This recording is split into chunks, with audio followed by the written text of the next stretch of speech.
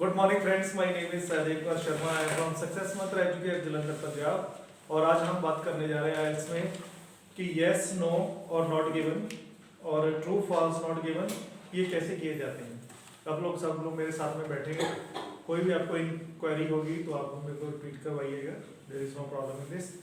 ये कोई question difficult नहीं होते, ये क्वेश्चन बड़े इजी होते हैं। आइए हम देखते हैं इन सब क्वेश्चनों को किया कैसे जाता है। ओके, चलिए शुरुआत करते हैं।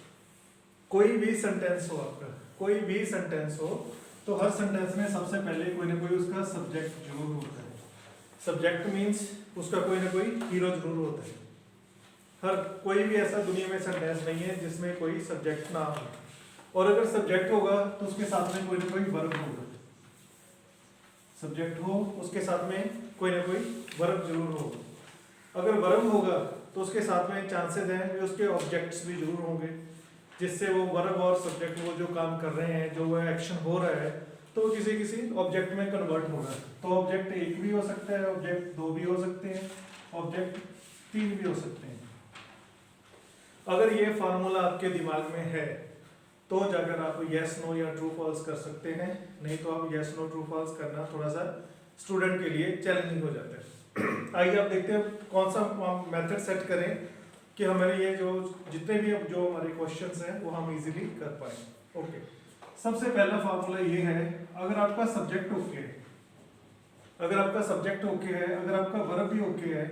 वर्ब हमें पता है भी, वर्ब हमारे पास तीन होते हैं, प्रेजेंट, पास्ट और फ्यूचर, राइट। तो तीनों में से कोई भी एक मैच करना चाहिए। जरूरी नहीं वो प्रेजेंट इंडेफिनिट की बात कर रहे हो तो प्रेजेंट कंटिन्यूअस भी हो सकता है। ठीक है जी, तो इस चीज को आप ध्यान रखना। पहले आपका सब्जेक्ट ओके हो गया, वर्ब भी ओके हो गया, ऑब्जेक्ट एक भी ओके, ऑब्जेक्ट टू भी ओके, ऑब्जेक्ट थ्री भी ओके। इन दिस केस चाहे ये क्वेश्चन यस नो का है, चाहे ये क्वेश्चन ट्रू फॉल्स का है, चाहे ये क्वेश्चन सिनोनिम्स में आपको मिले, तो ये आपका जो आंसर होगा वो यस होगा और ट्रू होगा। ये 100% मतलब गारंटी है इस चीज की, अगर सारी चीजें मैच होती हैं। फिर मैं रिपीट कर रहा हूँ कि ये चीजें कैसे मैच होनी चाहिए, या तो आपके सिनोनिम्स के थ्रू मैच होनी चाहिए या आपको डायरेक्ट फ्लैट भी लिखा हुआ मिल सकता है। ठीक है, जैसे एक एग्जांपल डिस्कस करते हैं। I go to school every day at 7:30 with my father. I go to school every day at 7:30 with my father. तो ये सब्जेक्ट, इसमें इस सेंटेंस के अंदर कोई ना कोई हमारा सब्जेक्ट है, दैट इज आई। तो आई सबसे पहले तो हमारा आई मैच करना चाहिए। अब हमारा जो वर्ब दिख रहा है दैट इज गो।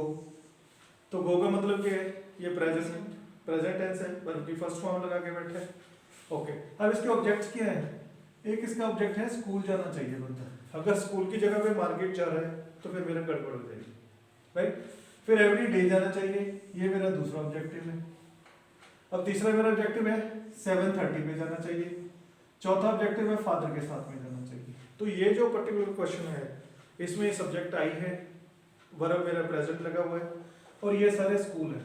हाँ, हो सकता है वो स्कूल की जगह पे एजुकेशनल इंस्टीट्यूशंस बोल दे, फादर की जगह पे पेरेंटल पेरेंट्स बोल दे, या कोई ऐसा सिनोनिम यूज कर ले, एवरी डे की जगह पे वो यूजुअली बोल दे, हो सकता है। अगर ये सारी चीजें आपकी सेट हैं, तो अगर आपकी सारी चीजें आपकी मैच कर रही हैं, तो फिर हम कह सकते हैं कि जो हमारा जो क्वेश्चन है वो that is correct.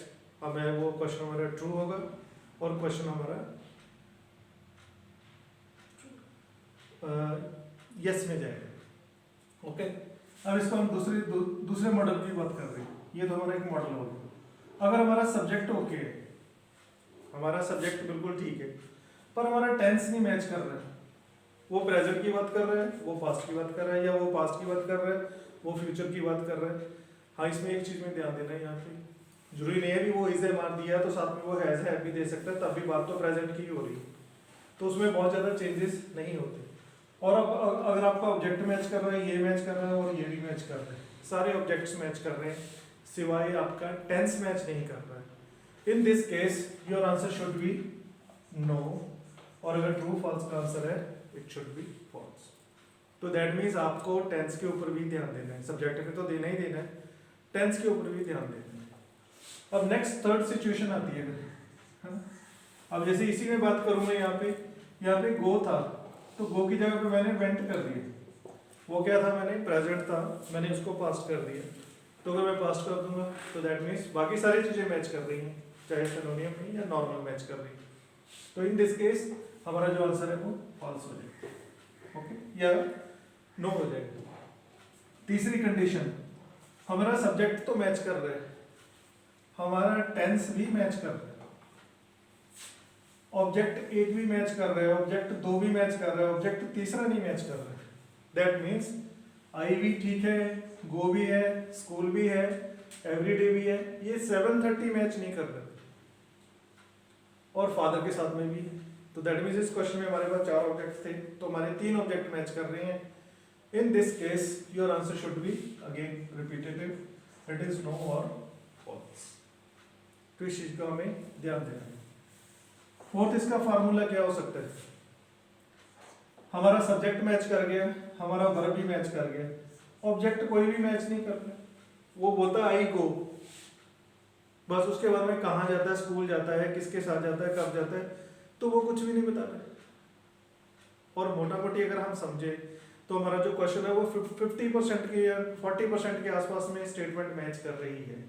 In that case it is better to give answer not given, क्योंकि अगर आपको 80% से ऊपर मिल रहा है, अगर तो 100% मिल रहा है, फिर तो हमारा यस और ट्रू है। अगर 75 to 80% स्टेटमेंट मैच कर रही है किसी भी तरह से, तो in that case answer should be no और फॉल्स। अगर वो स्लो डाउन हो गए या कम हो गए, वो 60 या 50% के आसपास में मैच कर रही है, इन दिस केस हमें बेटर है कि हम नॉट गिवन के साथ में चले आए। और नेक्स्ट इसकी लास्ट जो इसका कंडीशन है, सब्जेक्ट ही नहीं मैच कर रहा है, सब्जेक्ट ही नहीं मैच कर रहा है, बाकी सब कुछ मैच कर रहा है। In this case the answer should B not given. क्यों? आई की यहाँ पे मोहन लिखा हुआ उसमें, तो बात तो मोहन की हो ही नहीं रही। अगर बात मोहन की नहीं हो रही है तो फिर हमें तो मोहन की जब बात ही नहीं हो रही है तो फिर हम उसको यस नो या लगा ही नहीं सकते हम किसी भी condition. It should B not given. तो अब देखिए हमारे पास ये 2 कंडीशन आई है जो नॉट गिवन है। वो कौन सी कंडीशन है? या तो सब्जेक्ट टोटली मिसिंग है, उसकी वो बात ही नहीं कर रहे, और दूसरा 2 चीजें मैच कर रही हैं, ऑब्जेक्ट कोई भी नहीं मैच कर रहा उसके साथ में, तो इन दिस केस नॉट गिवन। और अगर फुल्ली मैच कर रहा है, और अगर बीच वाली कंडीशन आ जाती है जहाँ पे आपको 70 to 80% डाटा मैच कर रहा है, तो बेटर है हम उसके साथ में जाएं। पर इसमें सबसे बड़ी जो टिप वो ये है, जब भी आपको कंफ्यूजन होगी, या तो आपको नो में होगी या नॉट गिवन में होगी, या फॉल्स में होगी या नॉट गिवन होगी, जब भी आपका वो ट्रू है तो वो नहीं होगा।